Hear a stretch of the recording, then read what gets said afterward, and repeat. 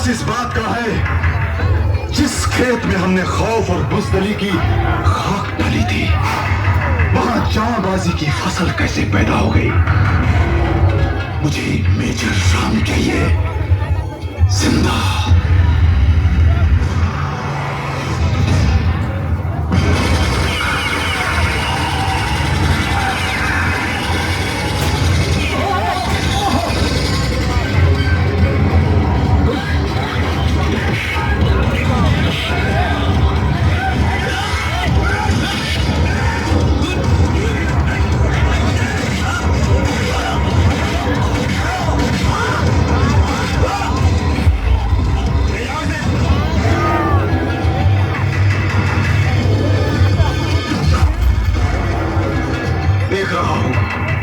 हमारी पाकिस्तानी भट्टी में तुम्हारे हिंदुस्तानी जोश का लोहा मोम बन के पिघल रहा है। तेरी पाकिस्तानी भट्टी में तो इतनी भी गर्मी नहीं कि वो हिंदुस्तानी मोम तक को पिघला सके।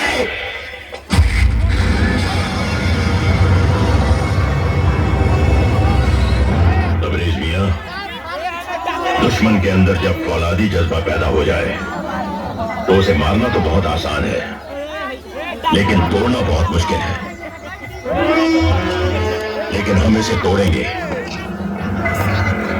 और जब ये टूटेगा तो बोलेगा, बताएगा कि सरहद पार हिंदुस्तानी फौजों की ताकत क्या है और उनके मंसूबे क्या हैं। नहीं, इसने मेरे भाई फजल बेग को मारा है। आज नहीं तो कल इसे हर हाल में मरना है ब्रिगेडियर साहब।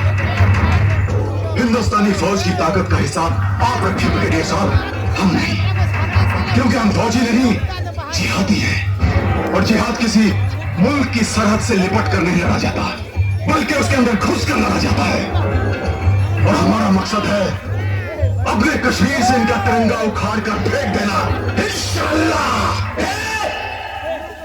किस तिरंगे को उखाड़ फेंकने की बात कर रहा है तू? किस तिरंगे को? अरे जिस कश्मीर में केसर के खेत, सफेद बर्फ के पहाड़ और हरे चिनार के दरख्त हैं, अरे जिसे खुद को जो अपने तिरंगे से नवाजा है, तू उस तिरंगे को क्या उखाड़ कर फेंकेगा? ब्रिगेडियर साहब, 15 जुलाई तक ही आपका है, और उसके बाद हमारी इंटेलिजेंस रिपोर्ट कह रही है कि मेजर राम सरहद के पार एक जिहादी कैंप में धोखे से लेकर गए हैं मेरे भाई को। मर्द होते तो मैदानी जंग से लेकर जाते। इजड़े कहीं के। हकीकत तो यह है कि इस वक्त तो दुश्मन की कैद में है। तो आप कुछ करते क्यों नहीं सर? हिंदुस्तानी फौजियों को तो वापस बुलाया जा सकता है ना? Take it easy my son, हर चीज का एक प्रोसीजर होता है।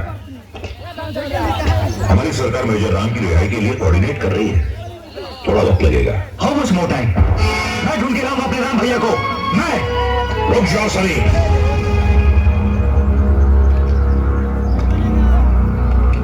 ऐसी कोई हरकत मत करना जिसकी वजह से तुम्हें सारी जिंदगी पछताना पड़े। प्यार करने वाले कभी पछताते नहीं हो सर, प्यार पर निछावर हो जाते हैं। और राम भैया तो मेरे लिए श्री राम।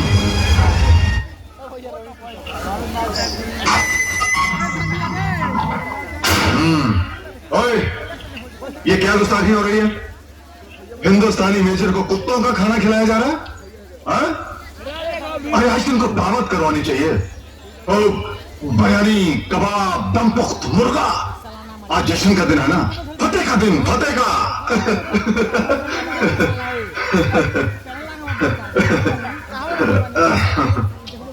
जानते हो मेजर राम, हमारे जांबाज जिहादियों ने कश्मीर की असेंबली, दिल्ली की पार्लियामेंट और कलकत्ता की एम्बेसी के बाद मजहबी आग फैलाकर दहशत और खौफ से हिंदुस्तान की सियासत की जड़ें हिलाकर रख दी हैं।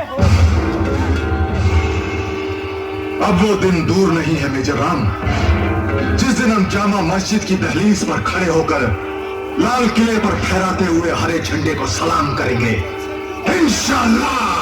हे तबरेज,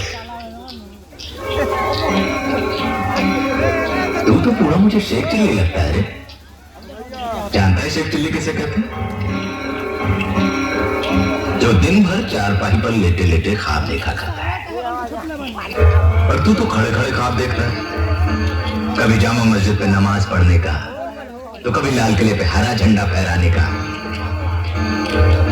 अरे तू अपनी कैद में एक आम हिंदुस्तानी सिपाही को तो खौफजदा कर ना सका, पूरे हिंदुस्तान को क्या खौफजदा करेगा। और जिस मुल्क की बुनियाद को तू हिलाने की बात कर रहा है ना, याद रख, तेरे मुल्क पाकिस्तान की बुनियाद उसी हिंदुस्तान पे खड़ी है। अरे शुक्रिया अदा कर हिंदुस्तान का, जिसने तुम्हें खड़े होने के लिए जमीन दी। खामोश। बहुत हो गया तेरे खौफ, आतंक और जिहाद का रोना धोना। अरे खैरात में मिली जमीन पर अपने मालिक को याद करके अमन चैन से रहना सीख। और ये मत भूल कि जो जमीन देना जानते हैं वो जमीन लेने की हिम्मत भी रखते हैं। और जिस दिन ऐसा हो गया ना, उस दिन तेरे मुल्क का दुनिया के नक्शे से नामो निशान मिट जाएगा। जय राम जी की।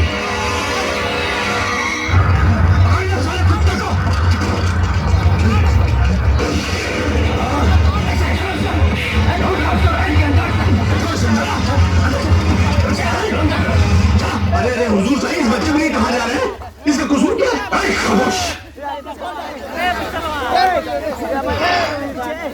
अल्लाह अकबर, अल्लाह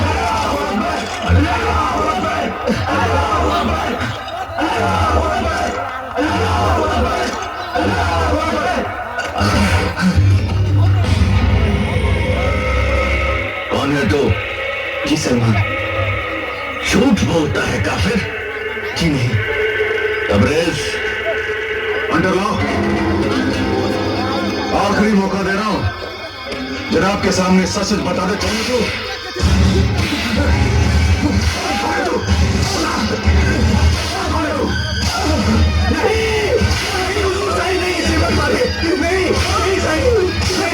इसे माफ कर दीजिए, ये बेकसूर है, मासूम है, मेरे माँ बाप का बच्चा है। हट जाओ साईं,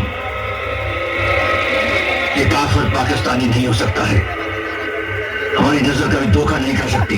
नहीं साईं जनाब, ये पाकिस्तानी भी है और नेक मुसलमान भी है। मुसलमान है? अभी पता चल जाएगा।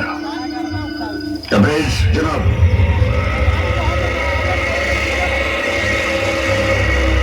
जी जमाल, जनाब। इसकी सलवार उतारो और मुआयना करो। नहीं साईं।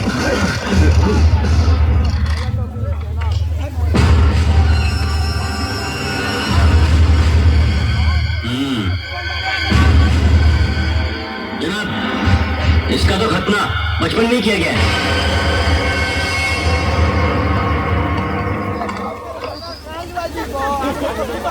हो गई तसल्ली? मुआयना मुकम्मल हो गया तो सलवार चढ़ा लो जनाब।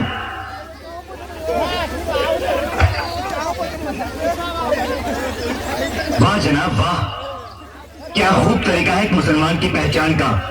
वाह, मैं आपसे पूछता हूं, आपसे और आपसे भी जनाब, आप सबने तो अल्लाह ताला के फजल से सच्चे मुसलमान के घर जन्म लिया है, लेकिन क्या आपको अपने मुसलमान होने का सबूत इस तरह कपड़े उतरवा कर देना पड़ा है? क्या एक सच्चा मुसलमान अल्लाह का बनाया वो बंदा नहीं, बल्कि इंसानी हाथों की कारीगरी है, जिसकी पहचान इस तरह की जाती है? आप सब खामोश क्यों हैं? जवाब दीजिए, क्या यही तरीका है एक मुसलमान की पहचान का? अगर यही तरीका है तो अल्लाह माफ करे, इंसान पैदा तो हिंदू होता है, सिर्फ इंसानी हाथों की कारीगरी उसे मुसलमान बना देती है। ले जाओ इसको गुस्ताख को। शुक्रिया साईं जनाब, अल्लाह हाफिज। चलो तबरेज, इसकी कोई भी हरकत से पता चले कि यह गद्दार है, हजारों गोलियां इसकी सीने में दाग देना। आदाब जनाब। जनाब, पता नहीं क्यों मुझे इस लड़के पे बहुत शक है। आपको किस पर शक है तबरेज मियां? वही सलमान जनाब, जिसे कल सरेआम आपने बेइज्जत किया था। ये अच्छी बात नहीं है तबरेज मियां। पता नहीं क्यों जनाब, जो वो दिखता है वो है नहीं। हमारा ख्याल है वो निहायत ही शरीफ लड़का है। शायद आप उसकी तरफदारी इसलिए कर रहे हैं क्योंकि वो आपकी बेटी रुखसार के खामोश तबरेज मियां। हमारी बेटी की जिम्मेदारी हमारी है, हम उसके बाप हैं। आप अपनी हद के दायरे में रहकर अदब से बात कीजिए। मैं आपको अपना समझ कर आगाह कर रहा हूं जनाब। आप एक अनजान लड़के को शय दे रहे हैं, उसकी तरफदारी कर रहे हैं। माफ कीजिए ब्रिगेडियर साहब, एक दिन बहुत सारे सवाल उठ सकते हैं और उन तमाम सवालों के जवाब देने पड़ सकते हैं आपको। आप ही बताइए मुझे साईं, अब मैं क्या करूं? कैसे पहुंचूं राम भैया तक? बहुत अकेला, बहुत कमजोर महसूस कर रहा हूं अपने आप को मैं। तू अकेला कहाँ है? ये साईं है ना तेरे साथ, और जिस मकसद से तू यहां आया है तेरा वो मकसद जरूर पूरा होगा इंशाअल्लाह।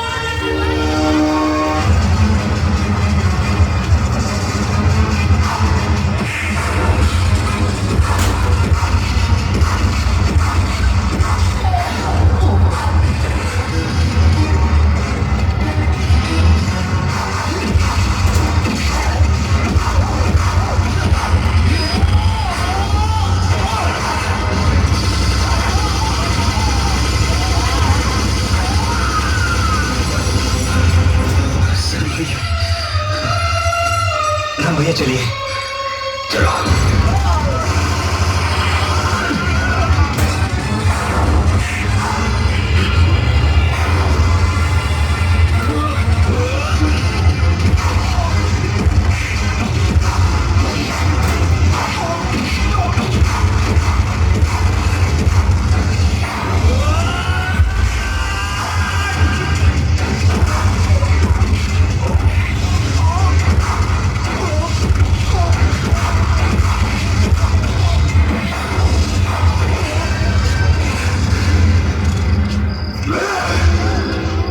तुझे जिंदा नहीं छोड़ूंगा राम, मैं तेरी मौत बनकर आया हूं राम।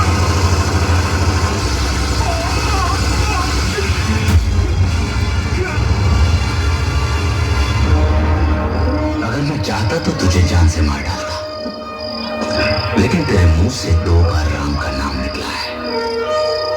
तू मरता तो जन्नत में चला जाता, और उस पाक परवरदिगार ने तो तेरे लिए जहन्नुम में भी जगह नहीं बनाई है।